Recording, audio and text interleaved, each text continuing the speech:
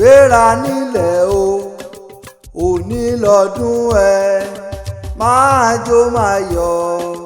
kó ṣá máa dúpẹ́. gbéra nílẹ̀ o òní lọ́dún ẹ máa jó máa yọ̀ kó ṣá máa dúpẹ́. MC BLESSINER. ẹ ǹlẹ́ onílé bàbá ọlọ́jọ́ bí la wá kí fún ọ̀sàdédé gbọ́ olólùfẹ́ yín aláàjà Yínká Aládòkun ló ránṣẹ́ pè mí o ó ní sọjọ́ bí olólùfẹ́ ẹ̀hún ọkọ òun bàbá àwọn ọmọ òun bàbá olóríire bàbá tó ṣe é fi yangàn láwùjọ Alhaji Razak Àyànṣọlá Ọlásùnkànmí Àkànní Aládòkun ọmọ wọn nílé alùdùdù ní Kírun Àgùnbẹ́ máa dání gọ̀jọ̀gọ̀jọ̀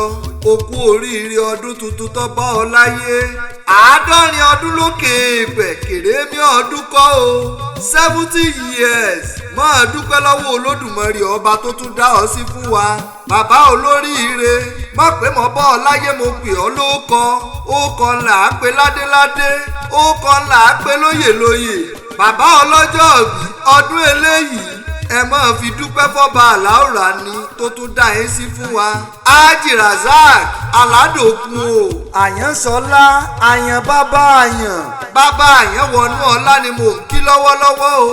bàbá àyàn Gbénga bàbá àyàn Bùkọ́lá ìwọ ti ṣòwò kalẹ̀ dandan ni kó o rèrè ọjà jẹ́ sí lókun. àwọn ọmọ rẹ gan òkúkú gbẹ̀yìn rárá tó rọ́mọ ọmọ ẹni èrè ní gbogbo wọn pátá ńlókè ọkú ọdún tìárà olúwa pẹ̀lú olúwa tẹ́lẹ̀ ọlá gbogbo wọn pátá ni wọ́n kí baba kú ọdún o. gbéra ńlẹ̀ òdìdé baba olóríire ibi gẹ́gẹ́gẹ́jẹ́ báyìí là á bá gbà ó rí ọsọdún èyí náà ó ṣe tẹ̀mí sí nínú owó tọmọ àtàìkú tí í ṣe baálẹ̀ ọ̀rọ̀ bàbá onínú rí aláyèrè bí ṣe ń ṣèké aya ní ṣètọ́jú àwọn ọmọ ìlàyé ọlọ́run ò ní fi ọ́ pa wá lẹ́kún yára sàmí ògbétò àmì mi bàbá ọlọ́jọ́ bí Hájì Razak Aládòkun olówó orí aláàjà Yínká Aládòkun tọ́rán mi wá tútù kankan ò ní tú yín ká yàyà kankan ò ní yà yín ọ̀dádámọ̀dàrú olójú fọ́pomọ́yọ̀ wọn ò ní bàárín yín jẹ́ kẹ́ ẹ pẹ́ fúnra yín kánrin kése Àyànṣọlá o bá mi Alákànní ọ̀yá gbéra ńlẹ̀ òdìdé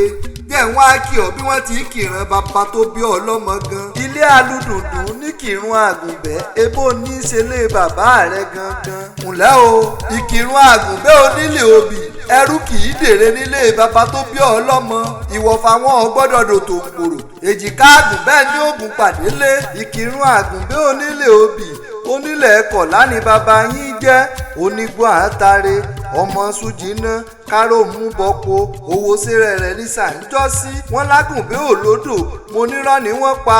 ẹbí wọn ta ló lò séré ta ló láàfò ta ló ló ń tokí omi táyà bá ń pọ́n mu Tẹ́nígbọ́lá ọmọ olóbì ìṣèje Tẹ́nígbọ́lá ọmọ ẹlẹ́ni ẹ̀wẹ́lẹ́. ǹlẹ́ o Ìkírun rẹ̀lẹ̀ ìrẹ̀lẹ̀ ti mú Kírun rókun ìrẹ̀lẹ̀ ti mú Kírun rọ̀ṣà ìrẹ̀lẹ̀ ti mú Kírun dùn gbọ́ngbọ́n inú ilé bàbá tó bí ọlọ́mọ wọn pé ọ̀yá ṣe tán ọ̀yá wọlé nílé ra ọba àlùfọ́n ṣe tán ọwọlẹ̀ lẹ́rìn ìgbà tí rẹ̀lẹ̀ ṣe tán níṣẹ́ lọ́wọlẹ̀ ní Kírun Ìkírun Àgùnbẹ́ onílé obì èrò tí ń rè Kírun ẹ pé wọ́n mọ̀ wulẹ̀ mọ́kọ́ dání èrò tí ń rè Kírun ẹ pé wọ́n mọ̀ wulẹ̀ mú yẹ̀nà kankan wọ́n ní kí ló dé àpáta ńláńlá kí ló gbilẹ̀ ní Kírun Ìkírun Àgùnbẹ́ onílé obì bá mi ọlọ́jọ́ òbí Àyànṣọlá Àkànní o Hájì Razak Aládòkun 70 years lókè èpẹ̀ ẹ̀yin tẹ́ ẹ ṣàádọ́rin ẹ sọgọ́rin ẹ sọgọ́rùn ẹ sọgọ́fà ẹ mọ̀ bẹ ni torí ìran ọ̀bẹ ní bẹ́sù àtẹ̀pẹ́lẹsẹ̀ ẹ̀yìn ọ̀tẹ̀nà ẹ ní tètè kú ẹ mọ yá bá mi sàmì ẹ̀ happy birthday to you na I wish you long life and prosperity olórí yín aláàjà Yínká Aládòkun ló pé àṣèyí ṣàmọ́dún àjọpéjú ṣe tẹ̀mí.